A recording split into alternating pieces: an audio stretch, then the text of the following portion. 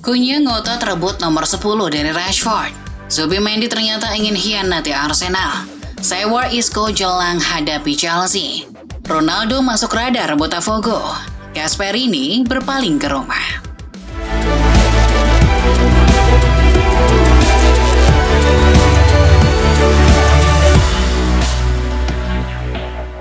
Setelah membantu Liverpool juara Premier League musim 2024-25, asisten pelatih John Heitinga kabarnya akan hengkang dari klub. Menurut cuitan Fabrizio Romano, Heitinga masuk radar Ajax Amsterdam untuk menggantikan pelatih sebelumnya Francesco Farioli. Pihak Liverpool pun sudah dihubungi soal ini. Mereka 100% mendukung kesempatan ini. Mereka mengizinkan Heitinga yang selama ini jadi tangan kanan Arne Slot untuk bernegosiasi dengan klub asal Belanda itu. Sementara itu, calon pemain baru Manchester United yakni Matheus Cunha kabarnya memiliki permintaan khusus saat bernegosiasi dengan pihak klub. Kepada para petinggi MU, Cunha meminta agar bisa mengenakan nomor punggung 10 musim depan. Dilansir Express, permintaan ini cukup sulit untuk diwujudkan mengingat nomor itu adalah nomor sakral di kalangan Manchester United. Terlebih, nomor itu masih dikenakan oleh Marcus Rashford yang akan segera kembali musim depan. Jika Cunha ngotot ingin menggunakan nomor 10, maka Cunha harus menunggu sampai MU benar-benar menjual Rashi. Bergeser ke London, ada Chelsea yang kabarnya tengah dihadapkan dengan potensi sanksi baru dari FA. Dilansir Goal, ada 33 klub Inggris termasuk Chelsea, Nottingham Forest, dan Fulham yang kabarnya sedang diselidiki oleh HM Revenue and Customs yang mencurigai beberapa transaksi pajak yang dilakukan klub tersebut. Menurut laporan, Chelsea dan beberapa klub tersebut terindikasi mencurangi skema pajak agar mendapat keringanan atau potongan pajak. Total nilai yang diklaim oleh klub-klub Inggris dalam penyelidikan terbuka ini adalah 17,4 juta pound. Penyelidikan pun masih terus berlanjut. Jika terbukti benar, maka Chelsea dan yang lain akan mendapat sanksi. Dari Chelsea kita ke rival Arsenal. Menurut Football Espana, transfer Martin Zubimendi ke Arsenal belum sepenuhnya terrealisasi. Meski sudah berada di tahap here we go, Zubimendi nyatanya masih dilema. Menurut laporan yang ada, Zubimendi masih berpeluang untuk mengkhianati Arsenal, sebab sang pemain masih berharap bahwa Real Madrid akan menghubunginya. Itu karena pengaruh kedatangan Xabi Alonso. Zubimendi sangat ingin dilatih olehnya. Maka dari itu, sebelum melanjutkan kesepakatan dengan Arsenal, Zubimendi masih menunggu panggilan dari Madrid. Masih dari Inggris, ada kabar menarik dari bos Brighton, Tony Bloom. Dilansir Sky Sport, Bloom berusaha memperluas bisnis sepak bolanya. Dan kini, Skotlandia adalah negara selanjutnya yang akan menerima kucuran dana darinya. Menurut laporan, Bloom akan mengakuisisi 29% saham di Hearts. Kesepakatan sebetulnya sudah tercapai sejak tahun lalu. Namun baru sekarang pengambil alihan disetujui oleh pemerintah dan operator Liga Skotlandia. Kabarnya, Bloom menggelontorkan dana sekitar 9,8 juta pound untuk mendapatkan 29% saham Hearts. Dari Inggris kita bergeser ke Italia untuk membahas perkembangan masa depan pelatih Italia Gianpiero Gasperini. Dilansir Football Italia, Gasperini sudah mengambil keputusan untuk hengkang dari Atlanta akhir musim ini. Menariknya tujuan Gasperini selanjutnya tidak jauh-jauh dari Atlanta. Sebab menurut laporan yang ada, Gasperini akan menerima kontrak dari AS Roma yang kabarnya berdurasi 3 tahun dengan gaji 5 juta euro per musim. Ia dihubungi langsung oleh Claudio Ranieri. Negosiasi berjalan cepat dan Gasperini kabarnya tertarik pada proyek Roma. Gasperini kabarnya ingin mencari tantangan baru di luar Atlanta. Kabar mengejutkan juga datang dari kota Milan. Salah satu klub terbesar Milan yakni AC Milan kabarnya ingin membajak pemain penting Manchester United. Dilansir Tim Talk, pemain yang dimaksud adalah Amad Diallo. Sebetulnya, Amad tak masuk dalam daftar jual. Namun dengan desakan bahwa MU butuh dana untuk membangun ulang skuad, Milan bisa memanfaatkan situasi. Milan kabarnya akan mengatur siasat agar United tergoda untuk melepas salah satu pemain terbaiknya musim ini. Masih dari Milan, kabarnya AC Milan memasukkan nama Thiago Motta sebagai calon pelatih baru musim depan. Dilansir Goal, nama Motta sebetulnya bukan nama asing bagi Milan, sebab Motta adalah pilihan klub pada awal 2024 untuk menggantikan Stefano Pioli. Sayangnya, ia memilih untuk bergabung dengan Juventus. Kini Milan membangkitkan minat itu lagi. Motta masih masuk kriteria yang dicari Milan, yakni manajer asal Italia dan paham dengan dinamika sepak bola Serie A.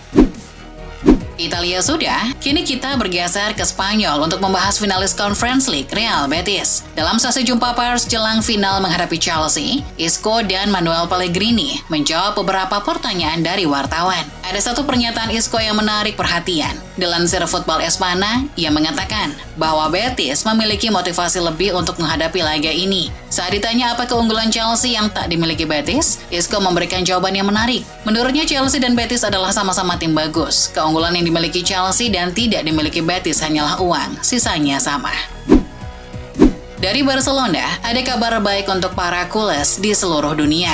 La Blaugrana baru saja mengumumkan kesepakatan kontrak baru dari Lamine Yamal. Kontrak baru Yamal berdurasi 3 tahun dengan opsi perpanjangan 3 tahun lagi. Itu akan membuatnya bertahan di Barca hingga 2031. Mengutip dari laman resmi Barca, kontraknya akan efektif per Juli 2025 ketika dirinya berusia 18 tahun. Sesuai aturan La Liga, pemain di bawah umur tersebut dibatasi kontraknya selama 3 tahun. Perpanjangan kontrak Yamal jadi langkah strategis jangka panjang buat Barcelona. Blaugrana tak mau kehilangan pemain bintangnya itu, bahkan dengan tawaran uang fantastis.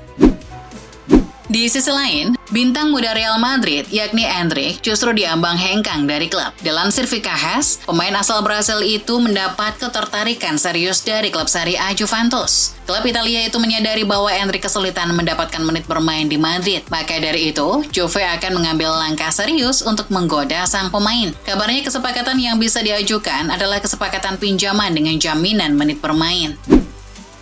Mampir sebentar ke Ukraina, ada kabar baik dari Shakhtar Donetsk. Mengutip dari laman resmi Shakhtar, pihak klub baru saja mengumumkan pelatih baru untuk musim depan. Menariknya, pelatih yang dipilih adalah legenda sepak bola Turki Arda Turan. Ia akan menjadi manajer ke-39 dalam sejarah klub. Turan kabarnya telah menandatangani kontrak berdurasi 2 tahun. Sebelumnya Turan tercatat sebagai pelatih klub Turki Eyüpspor.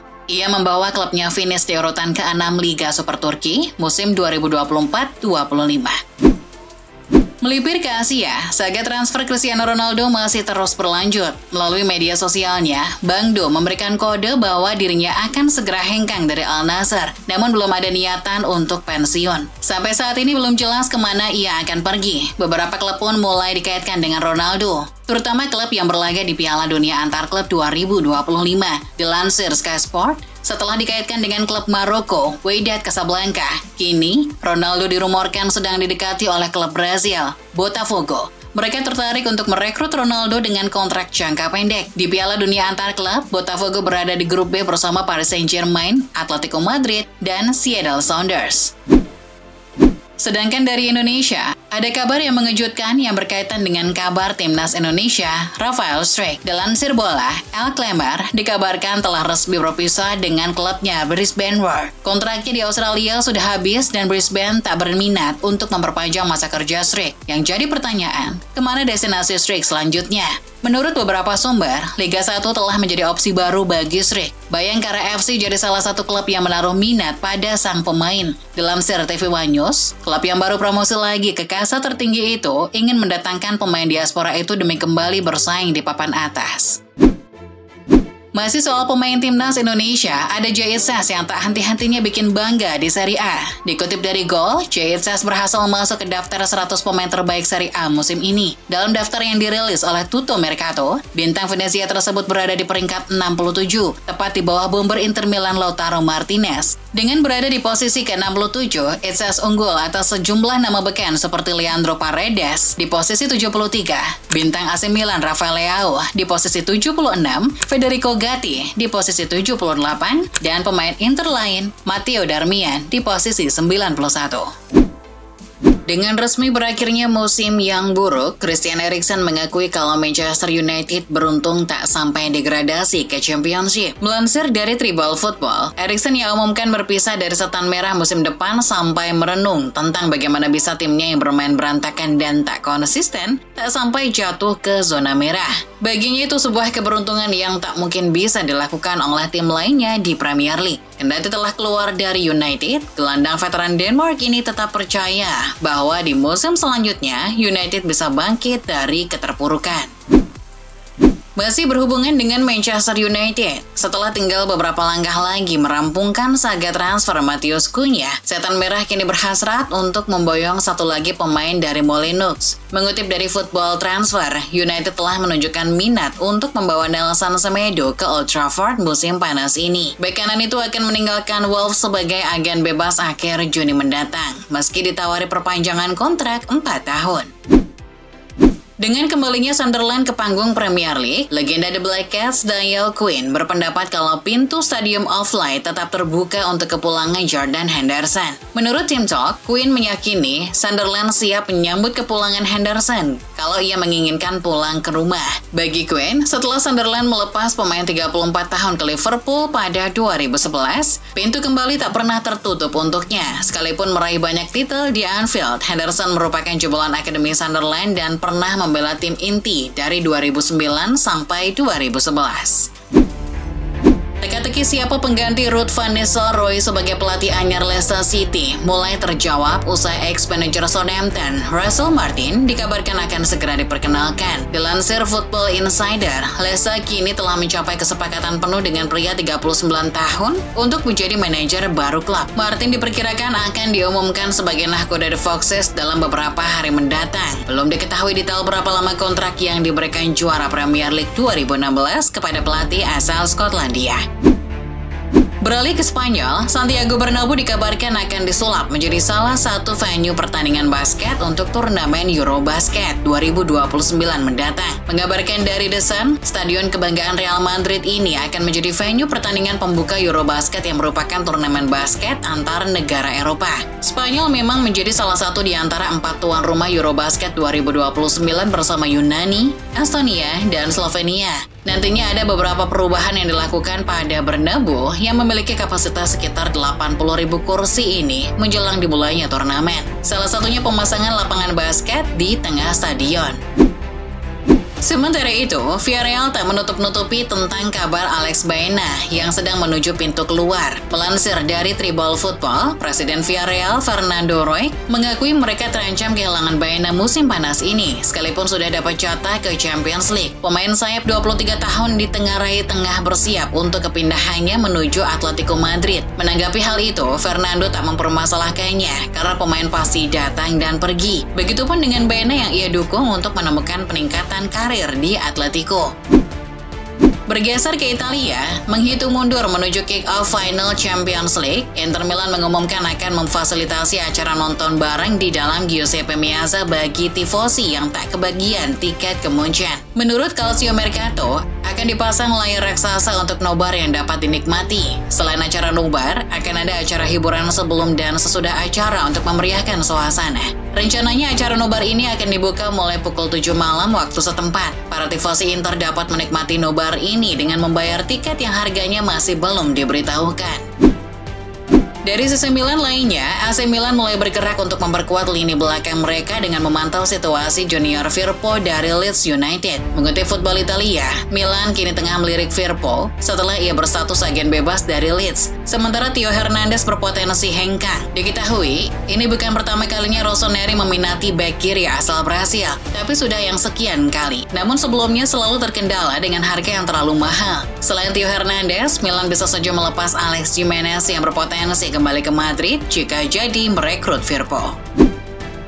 Dari sepak bola Prancis, walau sedang mengalami kebangkrutan dan terjerembab ke kasta bawah, tidak membuat Oliver Kahn mundur untuk mengambil alih kepemilikan Girondins de Bordeaux. Melaporkan dari L'Equipe, mantan kiper Bayern Munchen itu telah mengajukan tawaran pengambil alihan Bordeaux. Kahn harus berurusan dengan pengadilan niaga lokal demi membeli Bordeaux, yang sedang dalam proses pengawasan pelunasan utang-utang dari pemiliknya saat ini, Gerard Lopez. Kahn telah menawarkan 30 juta euro untuk pembelian Bordeaux setelah bertemu dengan wali kota Bordeaux. Saat ini Kahn sedang mencoba bernegosiasi dengan Lopez yang sempat tak ingin menjual Bordeaux, sekalipun di ambang pilot. Kembali ke sepak bola tanah air, Ketua Umum PSSI Erick Thohir mengaku senang karena niat federasi untuk menambah pemain naturalisasi baru untuk timnas putri disetujui DPR. Mengabarkan dari CNN Indonesia, Erick memuji kinerja Komisi 13 dan Komisi 10 DPR usai menyetujui proses naturalisasi 4 pemain timnas putri Garuda. Keempat pemain putri yang dalam proses naturalisasi adalah Aris Yoskadero, Felicia Victoria Dizio, Isa Gusewarts, dan Emily Yulia Frederica Nahon. Kehadiran mereka dinilai Erick sangat dibutuhkan pelatih timnas putri Satoru Mochizuki. 4 pemain baru naturalisasi itu diharapkan sudah bisa perkuat timnas putri di kualifikasi Piala Asia 2026 wanita yang bergulir 23 Juni hingga 5 Juli 2025 di Jakarta.